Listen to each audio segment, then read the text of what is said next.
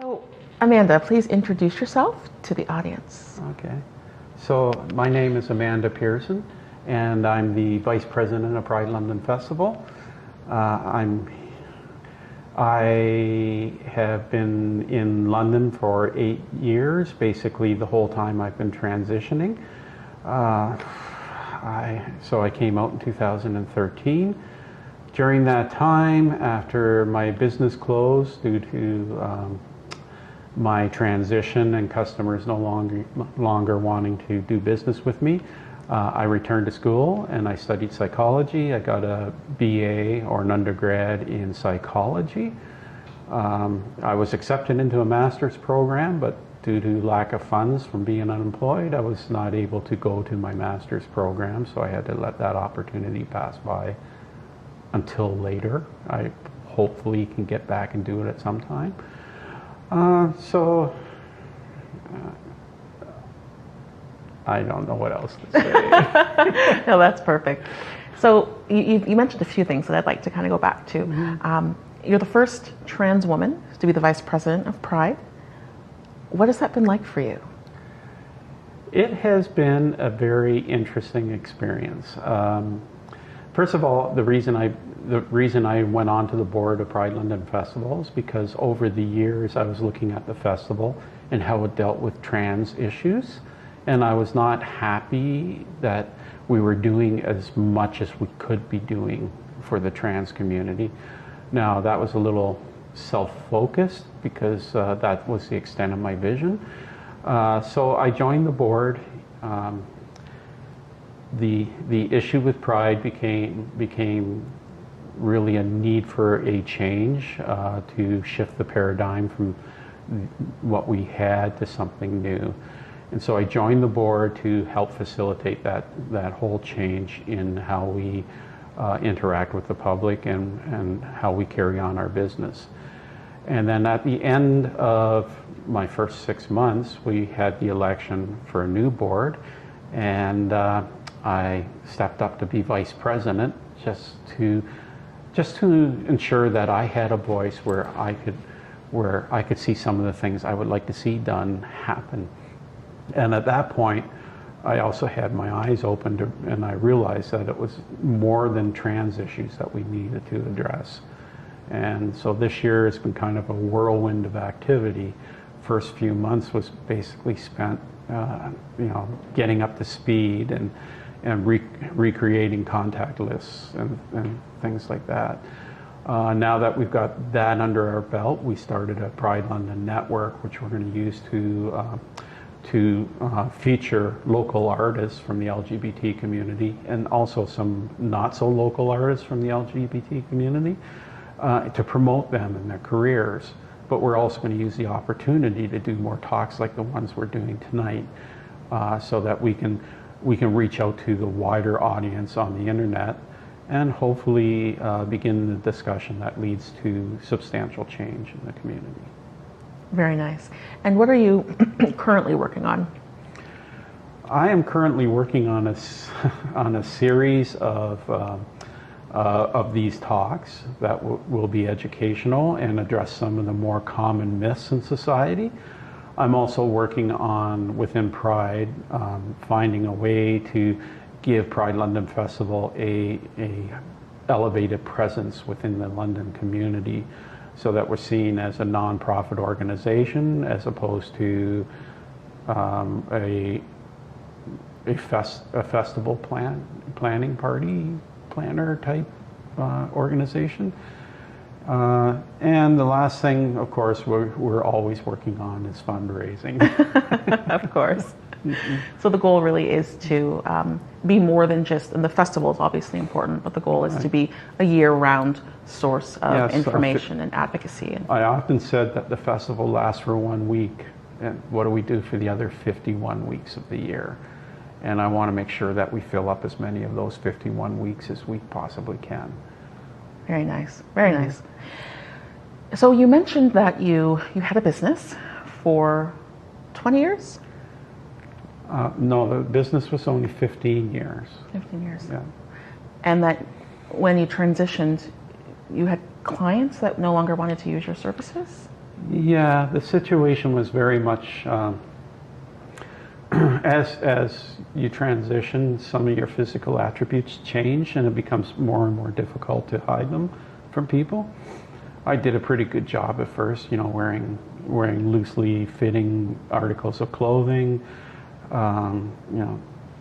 not doing makeup. But eventually I got my ears pierced, which drew some attention. It's pretty hard to strip off nail polish without leaving some remnants, and I realized that I had to come out to my customers. There was also a problem that I had somebody who was actually going around and telling my customers that I was a transgender woman, so I thought it would be best that they heard it from me rather than hear the distorted version coming from another individual. So it all happened in the fall of 2014. And what happened was at the 1st of October, it just so happened I was seeing a lot of my customers over the 2-week period. So every customer I saw, I explained to them that I was a transgender woman, and that the next time they saw me, I would be presenting as my true self, as a woman. During those talks, I had some of the customers basically tell me I was never allowed to step foot in their business again.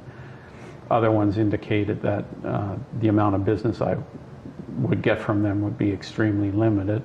They underestimated that statement by a long shot. The long and the short of it is the ones who were very kind and said, oh, we're an accommodating workplace and it's not a problem and everything will be great, not a problem.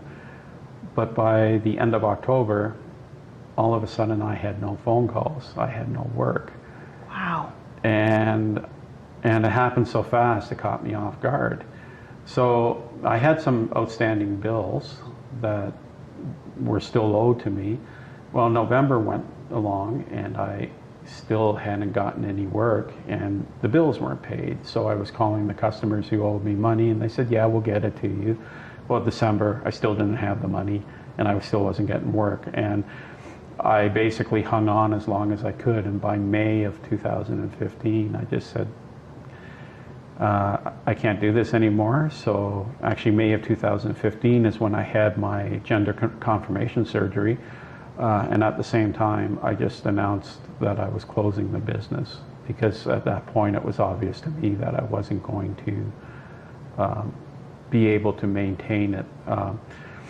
I didn't have a single call until about 2 years later, and then one of my customers who had a fire in their business and lost a lot of their computer equipment, networking, and business data, called me and asked me if I could help them resurrect it. But at that point I was heavy into my university course and I just basically apologized and said that the business is closed and I can't take that much time off from university. It would cost me thousands of dollars. And that was the interesting thing. Once people realized that I was presenting as women, they expected me to work for a lot less money. I actually have one customer who said to me that, women don't get paid as much as men, so you need to cut your hourly rate in half. Wow. He claimed he was joking, but it didn't feel like a joke. That's not a joke. Yeah. That is, I can't imagine investing in a successful business for 15 years, and then because of transphobia, losing it. That's a very big sacrifice. Well, I think it's part of the systemic problem we have in society. I know lots of trans women who have a good job and their companies are very accommodating. And so while they're transitioning, the company is actually adjusting and facilitating the transition. And those women keep their jobs and they go on to have long careers. But what's universally true is if you're a trans woman and you lose your job and you go back into the market looking for work, it's virtually impossible to find employment. Now, some people will say, well, I found employment, but these jobs that I have two post-secondary education degrees. I worked 20 years at Dow Chemical, I was the manager of the lab information systems. I had my computer consulting company, which was again a information consulting firm, where I traveled the world. And I'm applying, and I now have a BA in psychology. I'm applying for jobs, and I get a call for an interview, and as soon as they get the hint that I'm a transgender woman, the interviews are canceled or they're cut short, or I just never ever get a second interview. And for the number of times that this has happened to me, it's become really obvious that I think employers look at, if I bring in a trans woman, I have to make all these adjustments. I'll have upset employees who I'll have to basically browbeat into accepting this person. And they just make a subconscious decision that it's not worth it to them, and so I don't get hired. I mean, this is a profound loss of talent. Extremely. A local organization called the Trans Pulse Project did a study of trans people in southwestern Ontario, and it turns out that more than half of transgender people have a post-secondary education, and that would be an undergrad, master's, or PhD in some field. And yet we have over 70% unemployment in the trans community, according to the same survey that they did. So it's obvious that trans women are not being hired for work. And it is a problem because 70% is literally 10 times greater than the average unemployment rate for southwestern Ontario, which hovers between 6 and 7%. Oh. So while the corporate world seems very friendly to the LGBTQ community, clearly some demographics they're completely neglecting. Yes. It is easy. It's easy for a lot of people to find jobs at minimum wage, doing things like, working in a store.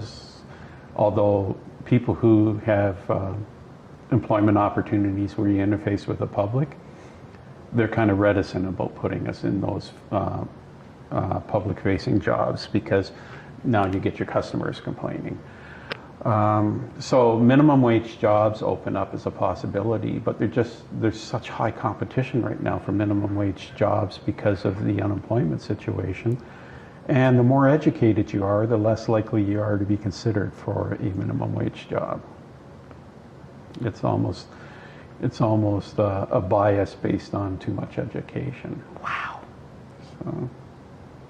Wow. So employment is clearly an issue. Yes, for me, I haven't had a job in 8 years. Well, not since 2014, so that's 7 years. And you want to work? It's just that. Oh, I love working. I mean, I manage my own business. I would love to get into a job where I manage people and I make business decisions. I said before that I travel throughout the world. I handle jobs worth millions of dollars, and it's quite a blow to your self-esteem to think that now suddenly not only are you unemployable, but people don't trust you in these positions of decision-making positions. And that might be a combination of just like the glass ceiling for women and on top of being transgender, which is likely true since they seem to go hand in hand. Wow. You're watching Let's Talk Trans. We'll be back after a word from our sponsors.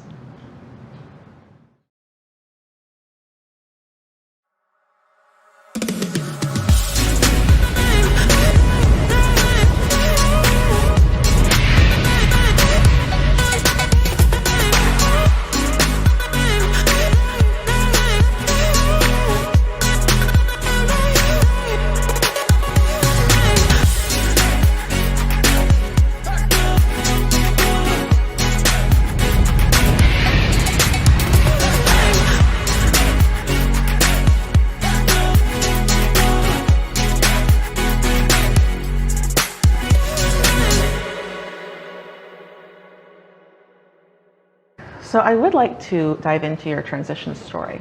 Okay. At what age did you know that you had been born in the wrong body? And what was that like for you? Okay, well, I'm one of these people who knew at a very early age. Things were different for me when I was 4. I was being told I was one thing, but I didn't feel that way. And all I really knew about my life is that when it came time to play with people, I wasn't interested in playing with the boys. I didn't understand them. I didn't fit in with them. And it was pretty obvious that they were aware of the fact that I didn't fit in with them either. However, I did fit in with girls. However, because of, it was 1960s, I might as well kind of hint at my age, because of the social roles that females and males played, as a young boy, 4 years old, I shouldn't be playing house with my sisters. I shouldn't be playing with their dolls. I shouldn't be out skipping rope or hopscotching on the pavement. I should be out in the field pushing down other boys and pretend fighting and playing with my toy guns, etc. And it just didn't work for me. By the time I was 7, I actually started to say to myself, the problem is, it's not that I don't fit in. The problem is that I'm a girl, and I do fit in with the girls. And I don't fit in with the boys because I'm a girl. You thought this at 7? Yep. Did you express it to your parents? There wasn't a chance I was going to express it to my parents. My family is very, well, back then, being transgender was considered to be gay or lesbian. So my family tends to be on the homophobic side of the world. They have other discriminations that they practice, but definitely they were anti-trans and anti-homosexual. And also seeing how people who had come out were being treated in the public. It was still illegal at the time. I heard stories of many people who came out being taken to the Ontario Regional Centre, which was a mental asylum, where all kinds of terrible things, the story was all kinds of terrible things happened to them, and I knew I didn't want that to happen to me. So I had this sense that I had to hide it.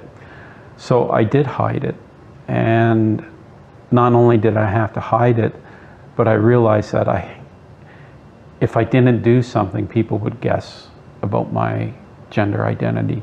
So I had to start to try to ape male behavior.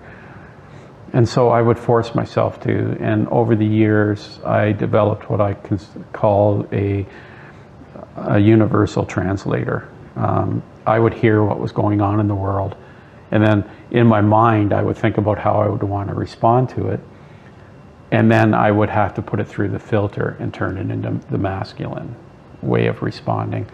And so as a young person, I stuttered a fair bit, and I stammered, and I was shy in speaking because I couldn't say things at the same pace of a normal conversation because I had to do that extra filtering.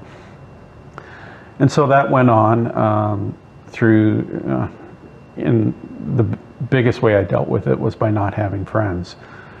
Girls would no longer hang out with boys, and I didn't feel like a boy, so I couldn't hang out with the boys either.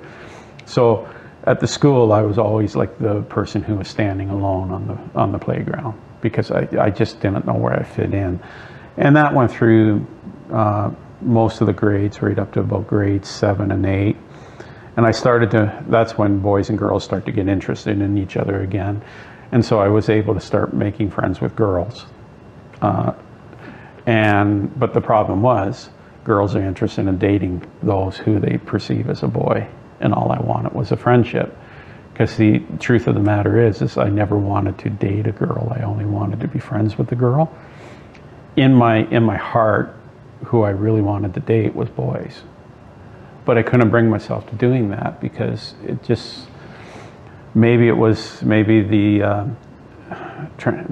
homophobia was ingrained in me through my family because I was associated with them, I know there was a lot of self-loathing over my own gender identity. And so I just couldn't bring myself to come out as gay. And it didn't even seem right to me because, again, that means that I was pretending to be a male, and all I really wanted to do was just be me, the female that I knew myself to be. This would have been so confusing. It is, even trying to communicate it to people. I couldn't imagine. This would have been so confusing, especially during that time. Yeah. Well, and in high school it was problematic too, because I mean, a lot of people started to really focus on the fact that I wasn't dating, and then the rumors started that I was gay, and I would be asked frequently if I was gay, and it was always easy for me to answer because I never saw myself as gay. And the reason I didn't is because I knew I was a girl, so liking boys was heterosexual. Ah. And so, high school was kind of rough. I did date a couple times in high school, but never multiple dates. There were a couple girls I kind of, I liked a lot. And so when people said I was crushing out on them, I just let them go with that and not say anything. When I was hanging out with guys in high school, it was interesting because, of course, they had the 10 scale for rating women, and they had their boy talk, and I quickly became aware that guys just ogle women. So how do I survive in that? Because if I don't pay attention, that's going to perpetuate that gay stereotype I was falling under. So what I found was I liked the clothes. And so when girls were around me, I was admiring their shoes and their clothes and thinking about how I would look in them. And that satisfied the guys because I was staring at the girls. They just didn't realize I was staring at their clothes, not the girl. They thought you were ogling them, but yeah. you're like, that's... And so, in high school, I was perceived as being like a typical male, doing the things that irritate girls. But in essence, I wasn't doing it at all. I was trying to fit in and find a way to fit in without, becoming the target of harassment and hate. So trying to survive high school. Yeah. that was true. So that's basically my story until 55. I mean, I had intended to transition in my 20s, but again, social pressure. I got married. I was engaged twice, actually. The first engagement didn't work out because of discrimination, coincidentally. She had a Dutch background. I was Canadian. Her parents hated me because I was Canadian, and my parents hated her because she was Dutch. And so, I mean, that puts so much pressure on a marriage when your families isolate you, and it just looked like a losing situation. So the next girl I met, I was actually quite enamored with her. I loved her in so many ways, probably not the way you should love somebody if you marry them. However, I thought I could make it work. So we got married, and I was married for 25 years. I have 3 kids. But when I was 55, it became obvious that we were both unhappy, and it just seemed so unfair to continue in a marriage where neither one of us were happy. So I asked for a separation. And then after asking for a separation, I just asked myself the simple question, what do I need to do to carry on with my life? Because I knew being male was not going to be something that would be fulfilling for me. And so that left me with the 2 options. One was to kill myself, and the other was to transition and present the female self to the world. And I thought, well, I can always try going the route of transitioning and showing the world that I'm truly female, because if that doesn't work out, the other option is still available to me. And thankfully, transitioning has been what I needed. I'm happy now. Even with all the terrible things that happened in my life, I'm still happier than I've ever been in my life, because now I'm me, and the world sees me for who I am. And I don't particularly care one way or the other if they like me or not. I'm being authentic, and I can live my life the way I feel comfortable. I think that takes so much courage. And when you lost a lot to live an authentic life and you sacrificed it. And right. I mean, I basically have no relationship with my family at this point. My mother was embarrassed and ashamed and would say terrible things to me, including "I wish you were dead" and all kinds of things along that line. And as your previous guest said, you know, they would weaponize things. They weaponized my old name, they weaponized my new name, and even when I changed my name a second time to Amanda, which I thought was really female, they managed to weaponize Amanda just the same way. So eventually I came to the conclusion, and in 2015 I broke off even trying to communicate with my family because it just wasn't a rewarding relationship. And I really haven't spoken to most of my family for the 6 years since. I have 2 sisters that I can talk to, and because they talk to me, they've been isolated by my family. I have 2 other sisters who probably would talk to me, but they're afraid of going through the same social isolation by the members of the family who are transphobic. So basically, I get to talk to 2 sisters periodically. My children have been wonderful. They have stayed with me through my whole journey. That's good. And in fact, I just had my son's birthday yesterday at my place, so during COVID. But so it's really nice that my kids have, and I find young people are much better at accepting who I am. The university setting was just so incredible for me because the students all being between 18 and 24, the vast majority of them, they just accepted me, and the girls, I was just another girl. That's and wonderful. even the guys, I never got asked out on dates probably because of my age, or maybe a little bit because I was trans. But the guys, they were polite to me. They didn't call me names. There was no insults, etc. Now there were a few, but the vast majority of the people were quite nice. That is a relief to hear. The younger generation isn't as nasty. Yes. Well, there's a few of them that can be pretty nasty, but the majority of them are not. Yeah. Have you experienced, obviously you've mentioned employment has been an issue. What is it like for you navigating going out in public as a trans woman and safety? Well, there's 2 aspects to going out in the public as a woman. First of all, for a lot of men, I have a feminized body. And so I face the same challenges that cisgender women face in going out in public. There are a lot of places I can't go to. Like for instance, tonight after this, I'm uncomfortable even waiting for a bus when it's after dark, because I have been approached by men who are looking for a short-term relationship very frequently, and they become very assertive in their demands that I participate. And I'm not in the same position I once was. I can't defend myself against these attacks. And so, I try to avoid activities that occur after sunset unless I'm in a group. And then there's also the fact that I am transgender, so for some men that is a fetish, and they are very aggressive in the way they approach me with a feminized body. And of course, there are a lot of men who probably because it's later at night and they've been drinking, think that they're going to solve the world's problem by harassing me and potentially attacking me. So I've had to learn how to defend myself much the same as any other woman. You're watching Let's Talk Trans.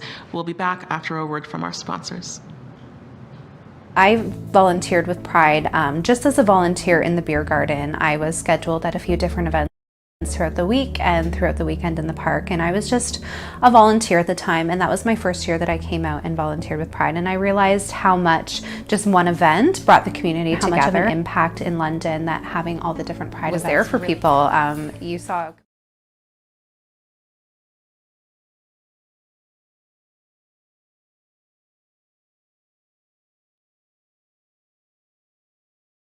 Alexa, replay the song, please. That command is not supported right now. Rude. Alexa, replay song. That command is not supported right now.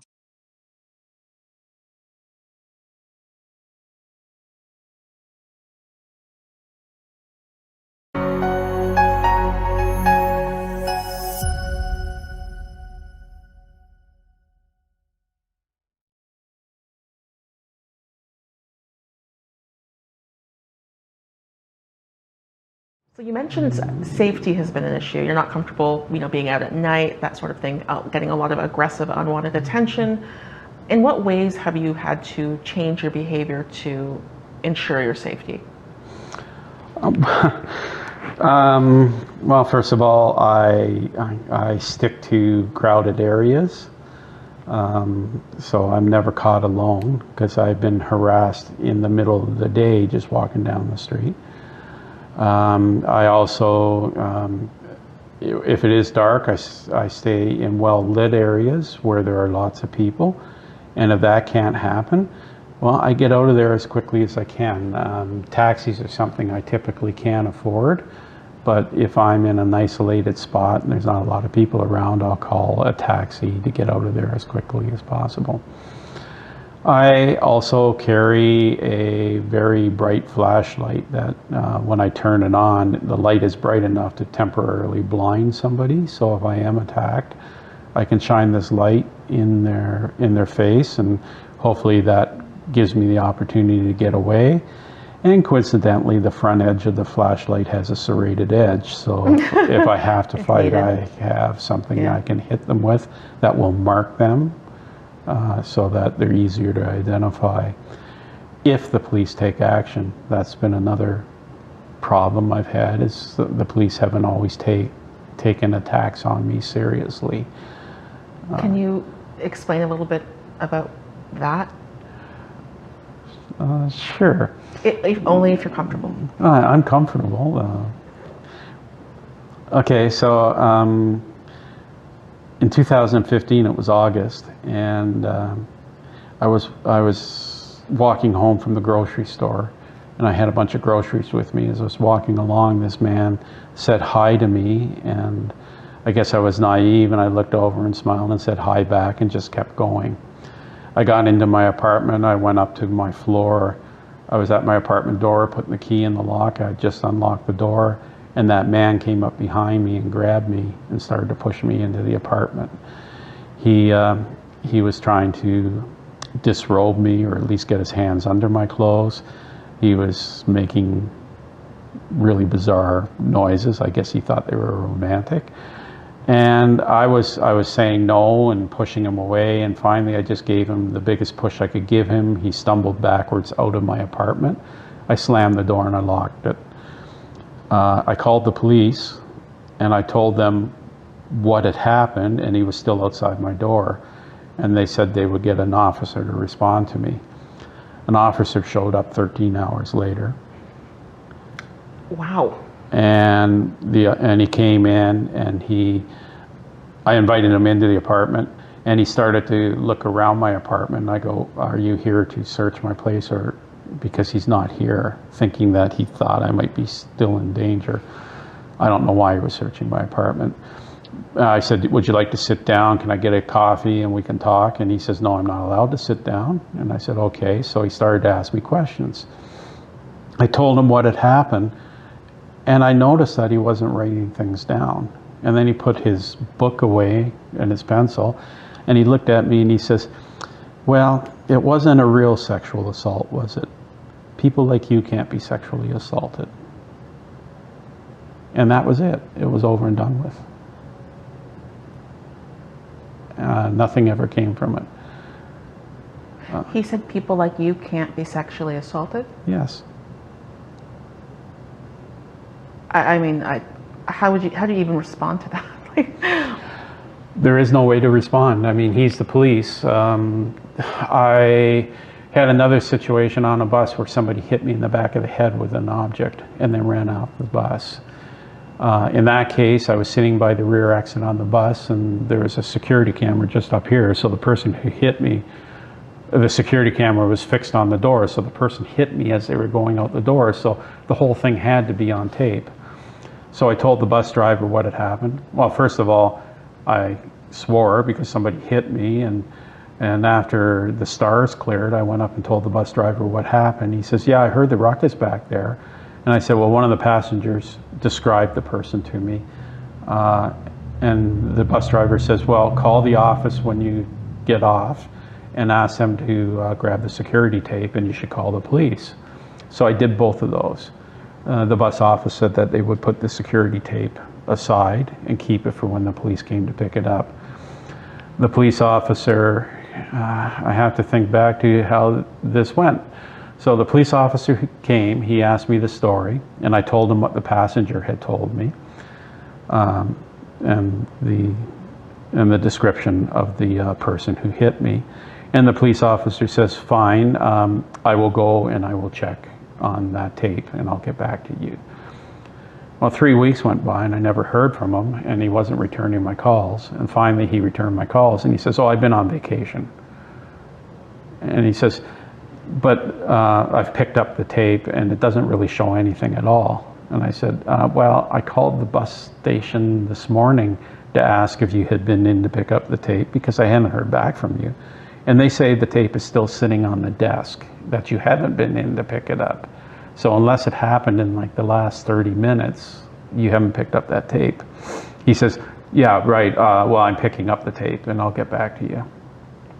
So I waited, and the attack took place near the end of October, and now most of November is gone.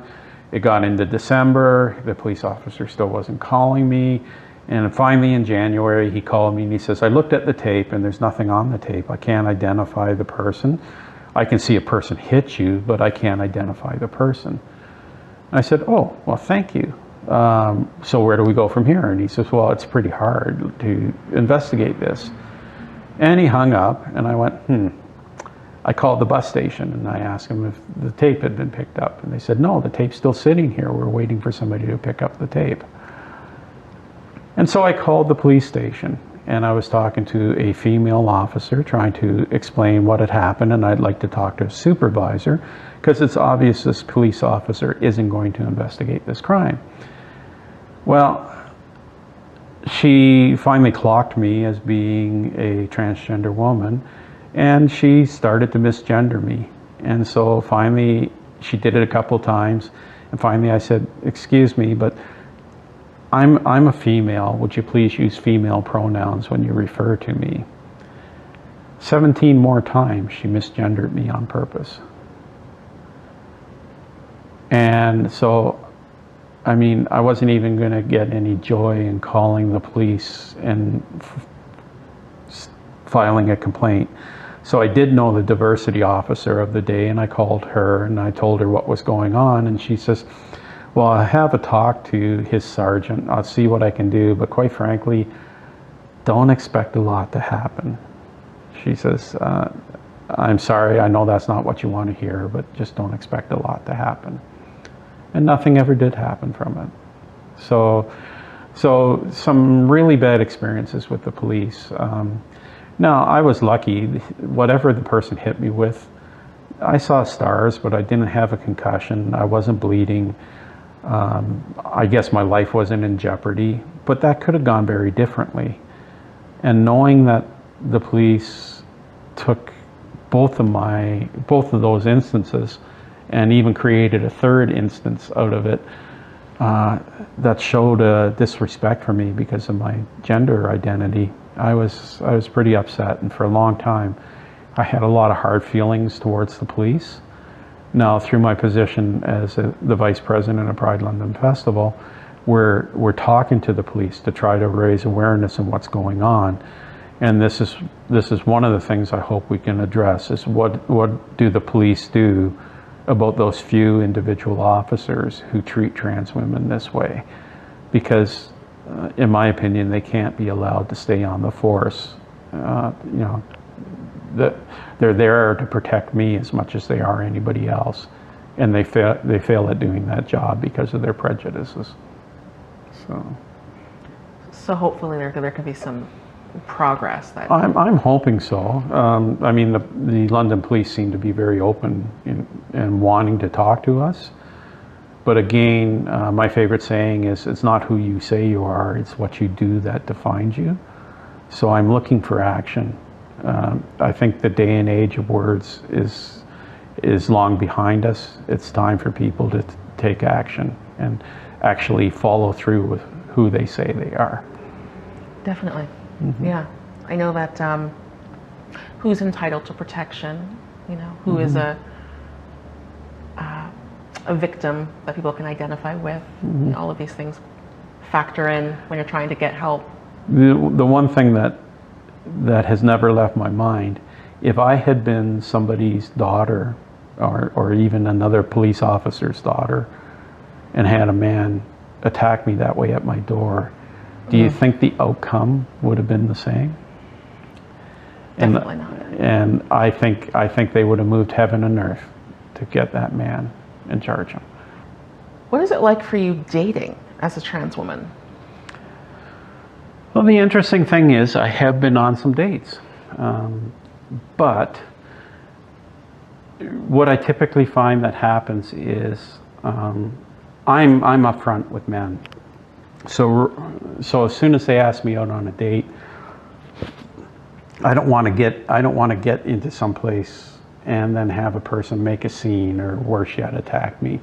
So I'm very upfront and I tell them who I am. So probably the majority of men just go, oh, thanks, but no thanks, and they leave. In a lot of ways, I respect them more than the other men, because at least they're honest and they say, yeah, this isn't for me. I'm really, I'm just can't do this.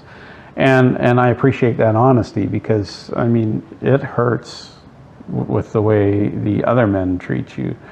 And so another group of men, they will get extremely angry because they say that I'm tricking them or fooling them, or I've got some evil intent in interfacing with them when it was them who approached me. And so the anger has taught me that it's really a good idea to tell them when it's being done over the internet or over the phone, because that way, even when they get mad, they can't come and hurt me. So you're telling them that you're a trans woman at the very beginning, and their reaction is anger? Yep. But you didn't trick them? Nope. So the anger is quite rational. Normally the way I do it is when somebody calls me or contacts me over a dating app, I will talk to them for a half a dozen to a dozen text messages. Because what I want to do is I want to know, is this person a person I'm even interested in? Because I just don't want to out myself to people who I'm never going to see, because they just don't interest me.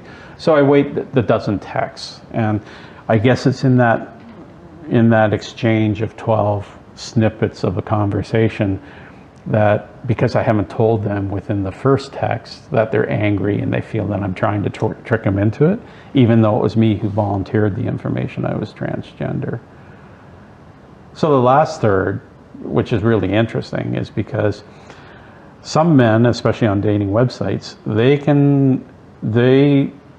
try to present themselves like they're falling in love with you and want to, you're just the hottest thing on earth, and they're so excited to be able to date you. Just, over the top, way too fast in the relationship to be saying this kind of stuff. They're love bombing you. Yes.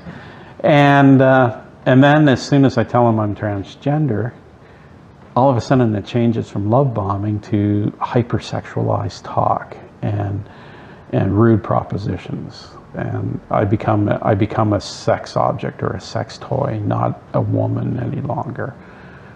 Now, I did leave out one group, and that's the catfish, the people who just try to swindle you. And I've had lots of people try to take me for thousands of dollars, and I just say no. My favorite one is where they e-transfer you a couple $1,000. And if you cash it, then what they do is they say, well, you need to send that money on to somebody for me. And I go, well, why didn't you just send it to him in the first place? And it goes back and forth. But anyways, the swindle is they get you to cash it and send it on to somebody, and then they claim it was a fraudulent e-transfer, and they get the money back from you. So if they send you $2,000, you're going to be out $2,000. You've had more than one person do this? Oh, or try to do this? Try to do this, yeah. And I mean, it's and they're so stupid because I think somebody, someplace has produced a script that they all subscribe to, because it always goes the same thing. There's some minor variations, but it's always exactly the same script. And yeah, so these people try to swindle not just me, but any woman on the internet. Yeah, so and again, the police aren't interested in doing anything about these swindles because the person could be in Timbuktu. Well, exactly. And so how do they catch a person? Well, I've learned a little trick. I had somebody show me how you can actually, when they send you their cell phone number, you can type it in, and not only does it tell you where the cell phone is registered, but it'll tell you the exact location where the cell phone is right now. So the police really wanted to, they could track these people down just simply by the cell phone number. And so I believe the app was created for women who thought their husbands were cheating. But now half a dozen times I've been very fortunate. I've had men who go ahead and take me out on a date, and again the date goes really well, and it usually ends with a kiss or maybe holding hands, and the person saying to me that they'll call me and we'll go out again, but they don't. Oh. So and what happens is with these guys, I was able to talk to a few of them. They go back and they're talking to friends and family, and they say, I've met this really wonderful woman. But during the conversation, they say, she's a trans woman. And then all of a sudden they start to get hit with, are you gay? Like, what are you doing? Like, you're into men now? And even though the person says, well, not a man, a woman, all of a sudden their sexuality is questioned. And so they back away because the masculine image is very fragile, and any crack in it causes a man to lose status among his friends. So dating a trans woman and being perceived as potentially a homosexual is too much of a hit on their masculinity for them to go forward. That's too taboo. Yeah. So I'm still waiting for the right man to come along, whether it's Henry Cavill or Ryan Reynolds. I'm not picky. Superman. Oh, yes. Well, Amanda, thank you so much for this interview. It has been very, very interesting. And well, thank you for having me. It's been fun. My pleasure. Okay.